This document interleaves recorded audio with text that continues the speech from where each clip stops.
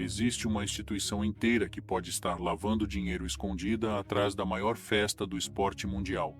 Enquanto a Argentina comemorava a vaga nas quartas de final da Copa do Mundo, o FBI abria investigação contra a própria Associação de Futebol Argentino, fraude e lavagem de dinheiro. E essa não é a primeira vez que essa entidade é usada para esconder alguma coisa por trás do futebol. Da última vez, não era dinheiro que estava escondido ali. Eram pessoas. Enquanto o país inteiro comemorava cada gol do Messi, um grupo bem menos animado também estava de olho na Copa, agentes do FBI. E por trás de tudo isso tem alguns nomes envolvidos. Gente que manda na entidade, gente que manda no dinheiro dela e que agora precisa explicar por que centenas de milhões de dólares passaram pelo sistema bancário dos Estados Unidos sem justificativa nenhuma. 57 milhões de dólares, distribuídos entre empresas e gente que ninguém sabe dizer o que fez para merecer esse dinheiro. A Tour Prodenter, empresa que cuida dos contratos internacionais da entidade, aparece bem no meio disso.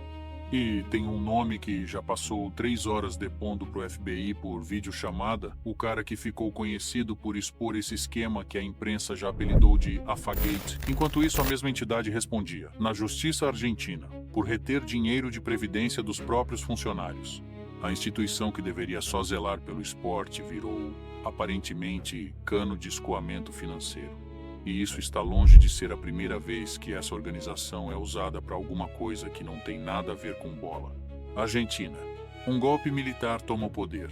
À frente, o general Jorge Rafael Videla. Foi uma das ditaduras mais sangrentas da América Latina.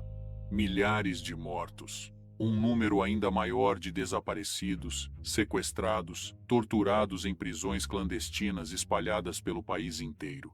2 anos antes desse golpe, a FIFA já tinha decidido. A Copa do Mundo de 1978 seria na Argentina. Um evento gigantesco, com o mundo inteiro de olho caindo no colo de quem tinha acabado de tomar o poder à força. Videla não deixou escapar.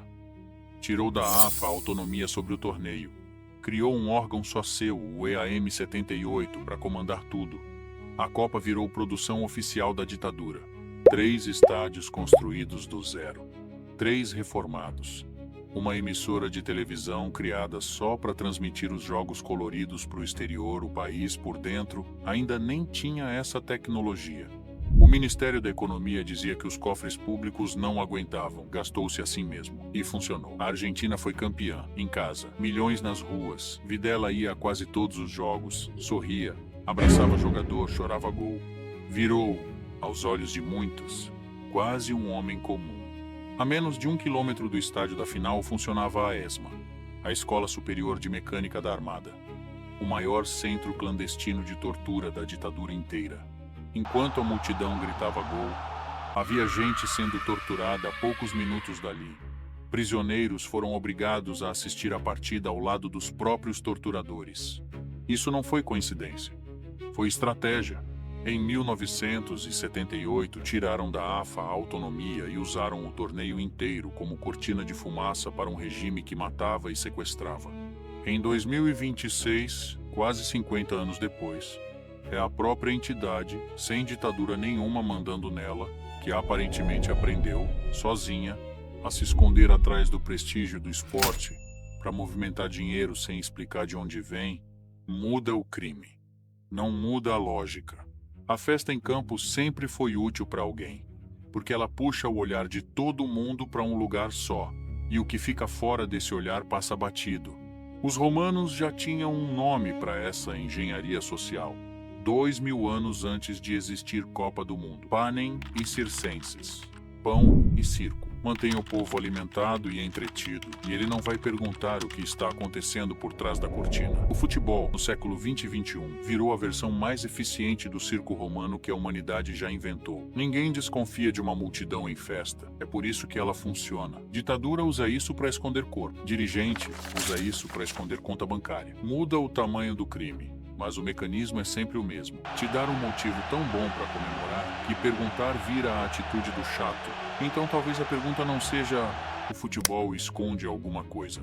Talvez a pergunta seja quem exatamente se beneficia toda vez que você decide que já é suficiente saber que ganhou de novo. Em 1978, Bastou um estádio lotado para ninguém perguntar quem estava desaparecendo a 1 quilômetro dali.